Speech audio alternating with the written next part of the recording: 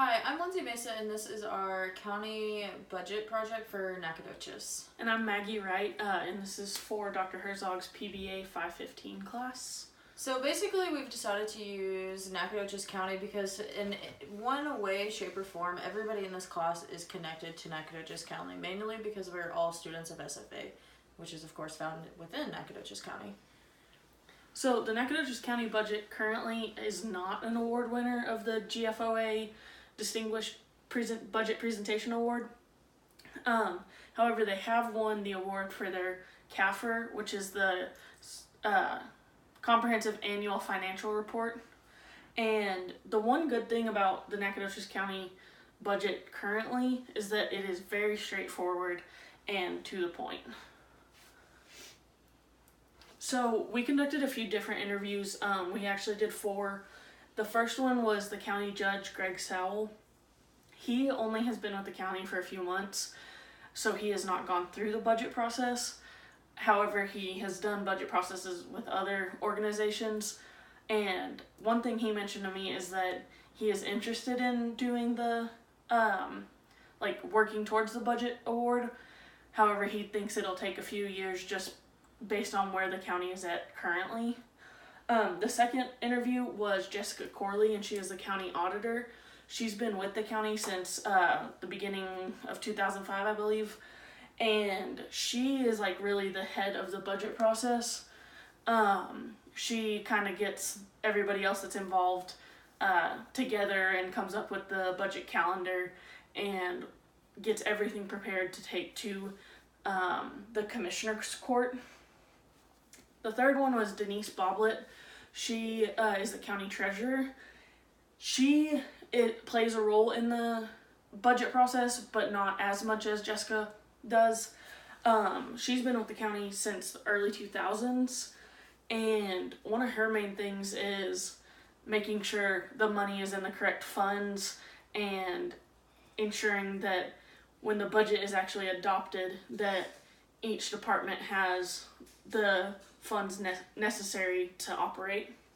And then the last one is Shannon Berkeley, and she is the Commissioner's Court Administrator, and she surprisingly plays a huge role in the budget process. She works directly with Jessica and the county judge to get the budget calendar going, print budget documents, give all the information to the commissioners that they need, and she has done this so many years that she was a crucial role in our interviews. She really helped us understand the budget process that Nacogdoches County uses. Okay, now we're going to kind of transition more to the GFOA criteria. Maggie, would you mind hitting thank you. So the first criteria that we're going to talk about is the introduction and overview. For the most part, even though Nacogdoches County isn't an award-winning budget, for the most part they do a sufficient job at covering the overview and introduction. 2 of the big highlighted points are that they do provide, the information provided is very useful to the reader and specifically is kind of geared towards civilians that, the budget that affects more. It also provides organizational charts, which can, again, kind of help the reader break down things, especially if the reader doesn't have a budgetary or governmental background. However, 2 of the big hitters that the budget doesn't include are, it doesn't provide any long-term goals or strategic goal information. So it is kind of hard to see where this budget is going to end up, how these policies will be carried out in the years to come. And another thing, it doesn't provide an overview of any type of calendar. So, it doesn't say that, these are the deadlines for this budget or the deadlines for this project. This is the budget that goes with the project and so on and so forth. Going to more financial structure of things, there is sufficient information as far as policies, procedures, and structure of the budget. The budget is done very consistently and provides consistent information. It does provide a clear indication of what funds are appropriated and which are not. We looked at a couple of other cities' budgets before we actually selected Nacogdoches County, And that was one of the things that we noticed. A lot of the budgets that we're looking at don't show have an appropriate indication of what funds are appropriate or not. For that specific segment, two things that are missing is there's no discussion of the basis of the budget. There's no explanation of that. And the information is somewhat scattered. I think the budgetary documentation is close to 200 or 250 pages. Mm-hmm. The information is kind of hard to find, and it's scattered throughout, which is, of course, a downside. And the print is also very small. The print is very small, which kind of makes it hard to read. Like you can see on this budget chart, or not budget chart, the departmental chart, that's actually just straight from the budget, and it's really hard to read, and it's even blown up. This is the letter that can be found at the beginning of the budget. This is submitted from Mike Perry, who's the county judge, which is a crucial criteria for the GFOA criterion. Next, we're going to talk about specifically the financial summaries and capital debts. The financial summaries, it does have a good understanding and provides sufficient information as regards to revenues and financing resources. That information is very, kind of how Maggie was saying earlier, that information is very straightforward. You're not having to search through that documentation. You're not having to say, oh, is this what this is talking about, or is this what this means? The information is straightforward. It does give specific information in regards to fund balance, specifically on page 28. Page 28 is kind of a page that we became acquainted with pretty quickly with looking through the budget, because there is a lot of information there, and a lot of vital information that can be found on page 28. Again, one downside is that there's no long-term plans or long-range plans mapped out in the budget as far as financial plans moving forward, which of course is a huge criterion of the GFOA criteria, and the Nacogdoches County doesn't have it. And there's also, of course, since there's no long-range plans, there's no linkage between the current plans and the long-range plans. Mm-hmm. So again, that is a con of the budget.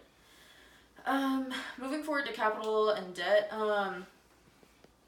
the budget does an excellent job of providing any information as far as capital expenditures, any CIPs that the county may be working through, or things of that nature. Sufficient information on debts, how much debt is the county in, how are they moving forward to pay off those debts and things like that. And I believe that Maggie kind of touched on that with Jessica as well. One of the big things, it doesn't explain the capital debt expenditures. It does say this is what we're going to be doing, but it doesn't go into great depth. And it does show how much money will be spent, but it doesn't break it down as much as it could, which is a negative. It also does not explicitly state whether the city has whether the county has legal debts or not, which is something that some readers may be interested in. So the next criteria is the departmental information. Nacogdoches County kind of has this in their budget. They have each budget each department budget listed individually in actually two different places. This one right here is actually the entire department budget for the 145th District Court. And if you go down towards the very bottom of the budget, you can actually see the salaries that are paid for each position within that budget, or within that department. There is a schedule based on personnel, like about raises and things of that nature. And then one of the biggest things is on this example, I only have the actual 2018 budget that was adopted and the proposed 2019 budget. But if you actually look at the budget itself, you can see all the way back to, I believe, 2015. And that's pretty helpful because you can see where the department's monies and funds have changed. And then the one thing that is very consistent throughout that's an issue is the goals. As Lindsay mentioned, there were no specific goals for departments, let alone like a strategic goal for the county as a whole. And adding something like that would be beneficial for the county because it allows the community to see what each department is trying to accomplish.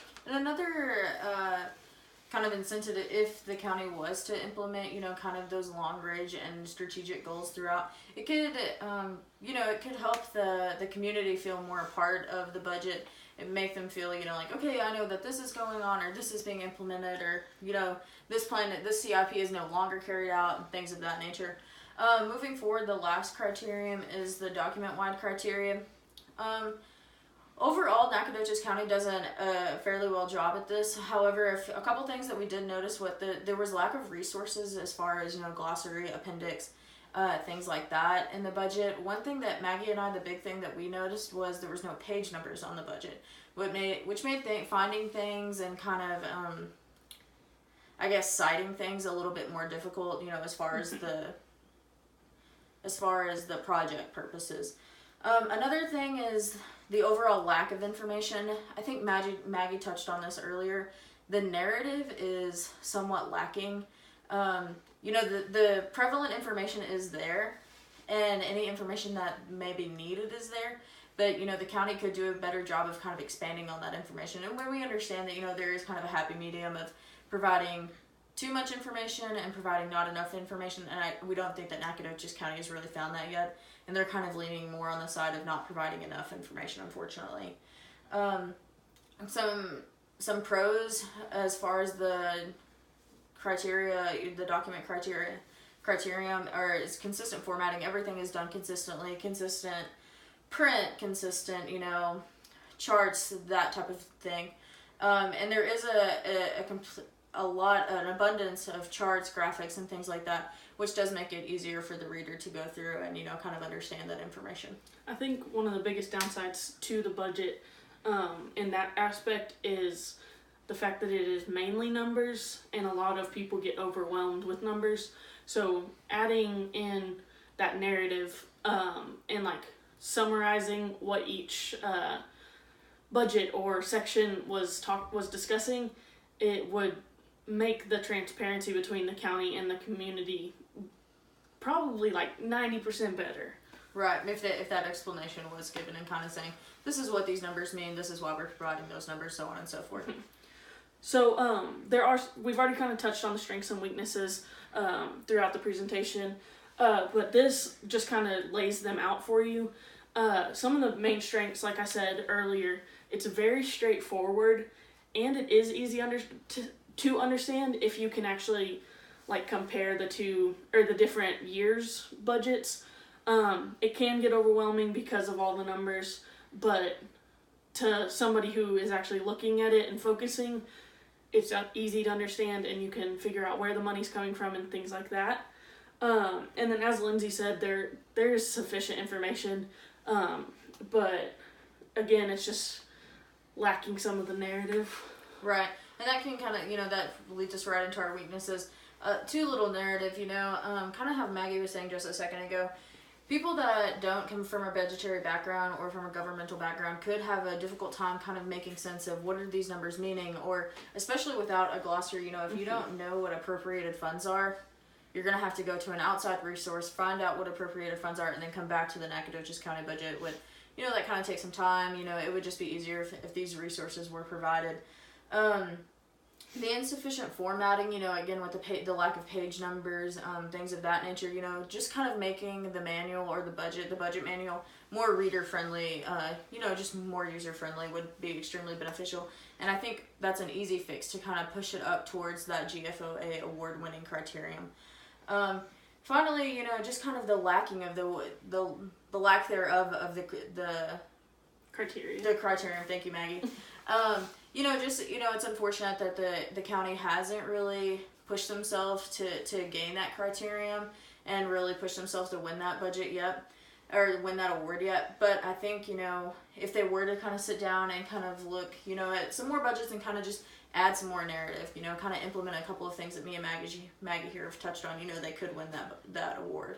Yeah, and one of the things with the interviews that was a very common theme between all of the 4 people that we interviewed, they all are very interested in getting the budget, but they also understand that it is probably going to take 2 to 3 years potentially to get all of their criteria met.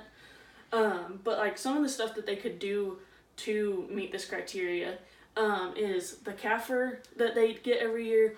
The county actually uses an outside auditor for the CAFR, and they provide a lot of narrative.